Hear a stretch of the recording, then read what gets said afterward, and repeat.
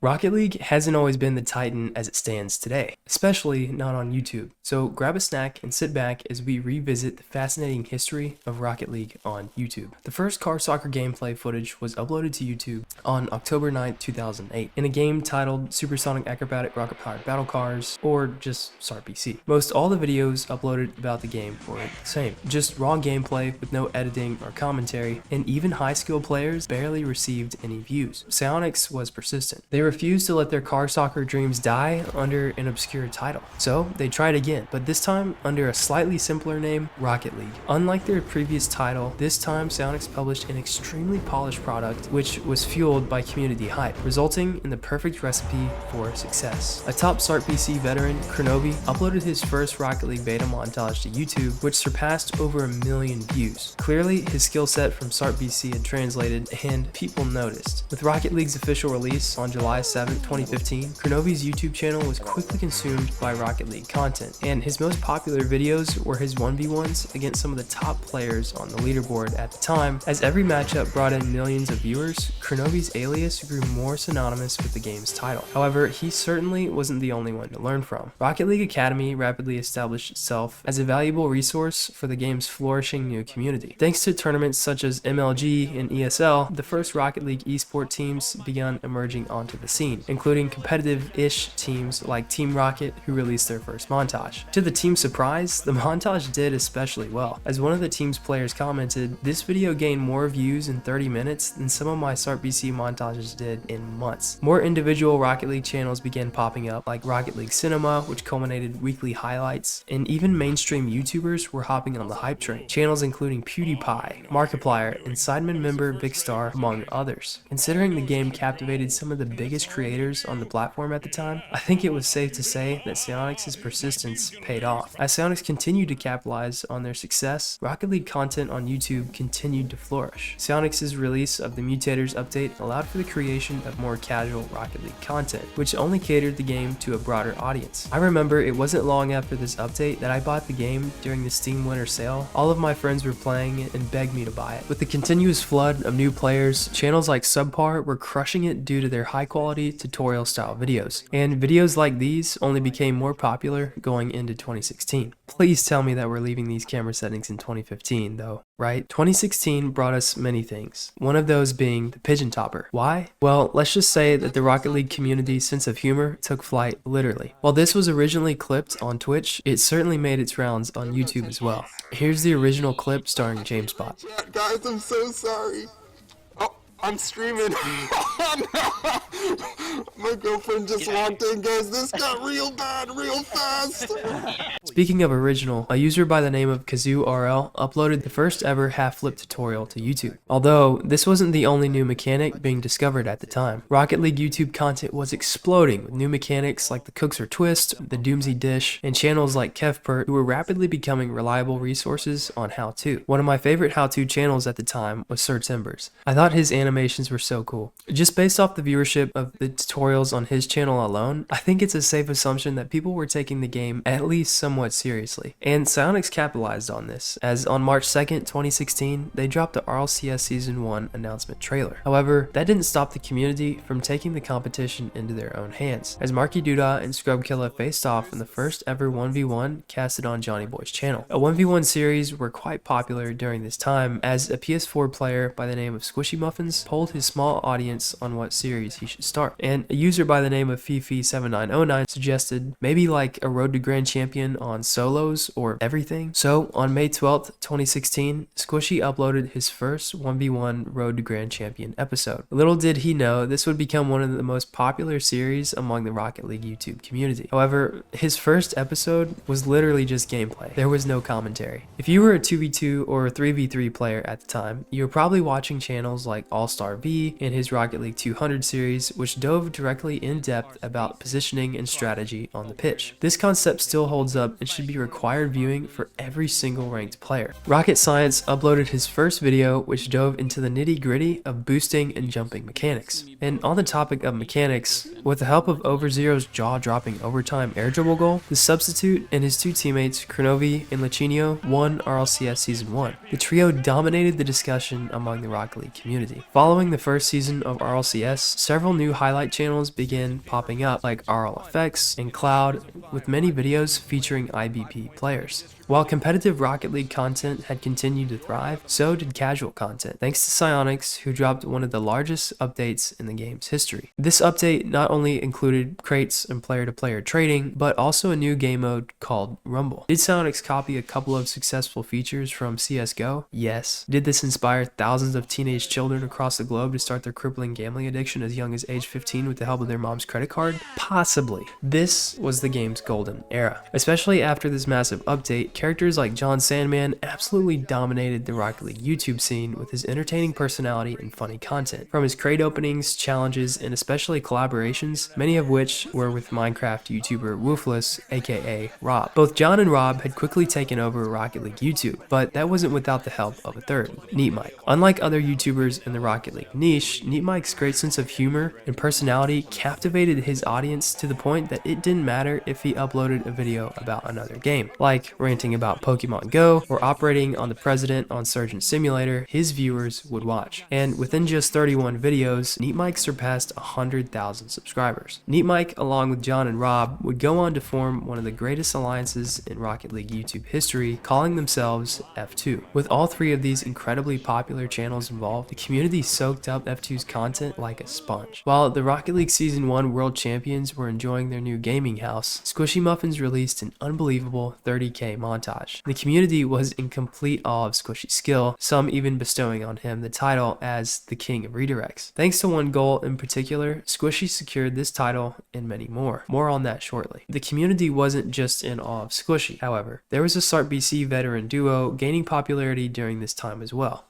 Their names, Jazer and Pulse MK. What made them stand out? They were freestylers who were responsible for bringing freestyling to the forefront of the community, especially thanks to Jazer's weekly Freestyle Friday series. Despite many channels coming and going towards the beginning of 2017, both F2 and Pulse had established themselves as household names within the community. To start off 2017, Kronovi uploaded his Up and Away montage edited by Seismic White. The music and the editing choices alone made for one of the most memorable montages ever. Kronovi wasn't the only one celebrating a 200,000 subscriber milestone. Jazer uploaded his 200K montage just weeks prior. The Rocket League community weren't the only ones captivated by the montage, as even KSI commented. As many of you probably remember, the entirety of the YouTube platform became extremely clickbaity in 2017. So during this era, content featuring crate openings and player-to-player trading soared to new heights of popularity. Series such as John Sandman's Deal or No Deal, for example, pulled in massive amounts of views. John Sandman certainly wasn't the only one. Channels including Pick-a-Pixel, Llamasur, Camping Rusher, Fruity would all become wildly successful by taking advantage of this format. Ironically, every single one of the channels that I just mentioned eventually left for Fortnite. At the time, the Camping Rusher was actually top 500 in the world and often uploaded videos of himself ranking up, starring his duo, a semi-pro player and YouTuber known as Mittens, whose 1v1 videos were quite popular as they frequently featured pro players. On the topic of 1v1s and pro players, while a lot of Rocket League content was certainly clickbaity, that's not to say there wasn't any innovative content, such as the League of Rockets The 12 Titans series, which was hosted by Johnny Boy. This was a 1v1 tournament which hosted all the top 1s players in an ultimate showdown with only one champion to crown. Not only was it an extremely well organized event, but it was iconic. Iconic like the time that Seth Rogen told you that you suck at Rocket League? Well, that wasn't Seth Rogen. It was Sunless Khan in his first episode of Why You Suck at Rocket League series. His delivery and overall quality was unmatched, which set him apart from other creators in the Rocket League community. However, you can't get more set apart than Gold. Edited by Storm, Lachinio released his montage titled Gold. I think this fueled my Porter Robinson addiction for at least a solid 2 weeks after the first time I watched this. Whether or not it was more of a joke, the entire Rocket League community was behind F2 in their showdown versus G2. While G2 continually crushed F2 throughout the series, in the final game, F2 kept the score at least within 2 goals with the help of Rizzo. Speaking of Rizzo, shortly after this, he released his first video with a pro player player named Sizz. The duo would eventually become known as the Rizzle Sizzle combo. Around the same time, John and Rob brought on Phantom Ace to complete their newest trio. And what happened to Neat Mike? Don't worry, he had all the answers to all your questions in his response video to the drama. #MyCaptain. Long after the mechanic's first appearance on Reddit, A Musty Cow uploaded his Musty Flick to YouTube, his very first video. Innovation wasn't just limited to mechanics, however. Channels like Pulse Clan continued to be immensely innovative, including videos like Aim Punch's black and white montage. Not to mention Floomp, who was finding success by leaning into the video essay style, something previously not prevalent for Rocket League content. Additionally, channels like Mertzy had begun to rise in popularity, appealing to more of a lighthearted meme style of content, combining his impressive freestyle ability, including his fails, with his friends. I remember this one specific video popping up on my YouTube homepage, and apparently I wasn't the only one. Honorable mentions include Mason RL90 and Iridium. Sadly, these channels and many channels like them today have long since moved on or deleted their content altogether. However, there was one memorable moment that would withstand the test of time. And no, I wasn't thinking about the $100,000 car Sizz got for reaching 100,000 subs within less than 6 months after his first video. While that was insanely impressive, I was thinking about scoring in-game. Take this goal in particular. In the 4th season of RLCS, King of Redirects himself, Squishy Muffins, pulled off one of the coolest ceiling shots of all time on land. Even Shroud reacted to it. However, most large streamers and YouTubers at the time were reacting to clips and videos from one game in particular, Fortnite. With the help of Fortnite's domination across the entirety of the YouTube platform, Rocket League viewership cooled off. Remember the crate/trading channels I mentioned earlier? They all left for Fortnite. However, some Rocket League players saw an opportunity. While he already had a presence on the platform, Pulsefire released his first ever Garb video. Take it from him. In 2019 was the biggest year for freestyling out of all of them, okay? And I don't have like a single moment or a single like shot that like causes for me. I wanted to make more videos and I didn't really know what to do. Like freestyling like doubles and stuff was kind of like I'd rely on my friends and stuff. And then all these people started doing solo freestyling and I got all these ideas for what I could do in solo. And I took that inspiration and turned it into my entire channel. So my entire channel, maybe I'm a little biased, was dependent on 2019, okay? I started making pinches in the car series and all that. That was all because I saw that solo freestyling, like there was a lot you could actually do in it.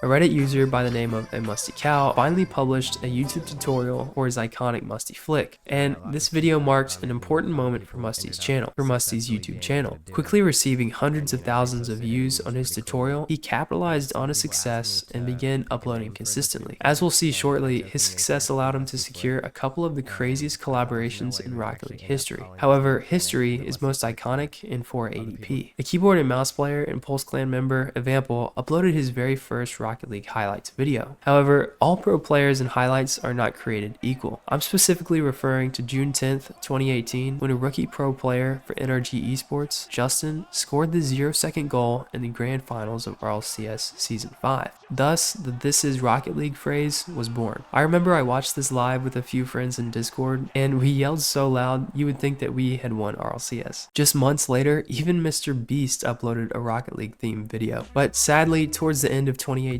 Rocket League's content on YouTube took a turn for the worst, thanks to videos like If Epic Games Owned Rocket League. And 2019 would have something to say about that, but more on that in a moment. In 2019, there were a couple channels who began taking their content to new heights, most notably Lethamyr, who was learning how to create custom workshop maps. Lethamyr's creation inspired the community, one of those people being Linkaroo. A SARPC veteran and OG Rocket League creator, Linkaroo had created the Ultimate Community Challenge.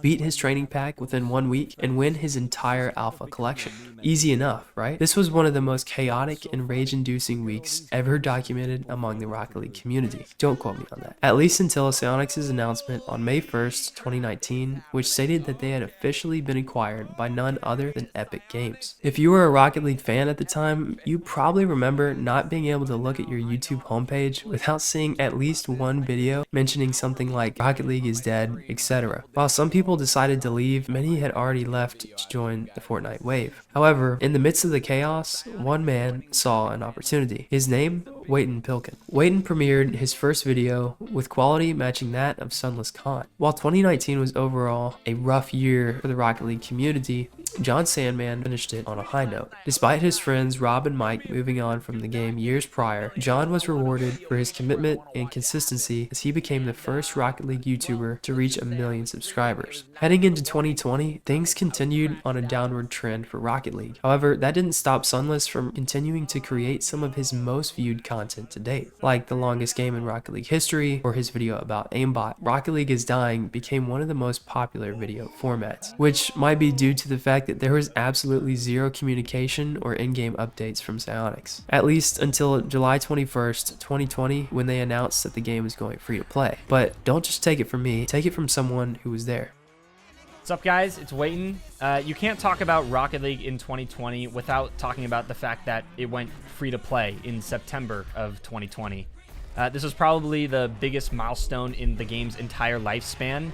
I know personally that I very likely would not have been able to make Rocket League YouTube my full-time job if it weren't going free to play at the time. First few weeks after that update, I just remember my views and pretty much every Rocket League creator's views just like tripling, quadrupling, and even upwards of that. Even Mr. Beast returned to Rocket League, uploading the best game of Rocket League ever, which I have to admit, it must have been pretty good because it's currently sitting at over 45 million views, making it one of the most viewed Rocket League videos on YouTube. With the influx of new viewers and players, a new era of Rocket League YouTubers came with it. Channels like Thanovic, Rocket Sledge, Seabell, Striped, and others found a massive amount of success during this time. Even pros were hopping on the hype train like Abjack, Arsenal, and others. Rocket League YouTubers were rolling. The following year, Rocket League content on YouTube was more of the same. However, there were a few exceptions. Pro player Flakes, who started a Road to SSL Without Mechanics series, which quickly became a community favorite. 2021 also happened to be the year for legendary collaborations. Bloomp and Fraggy created a Rocket League movie, Musty 1v7 the Sidemen, Sunless Khan played against Seth Rogen, and even Shaq hopped on the sticks with the NRG squad. Rocket League YouTube had officially peaked. Outside of that, Rocket League YouTube content was more of the same, at least until 2023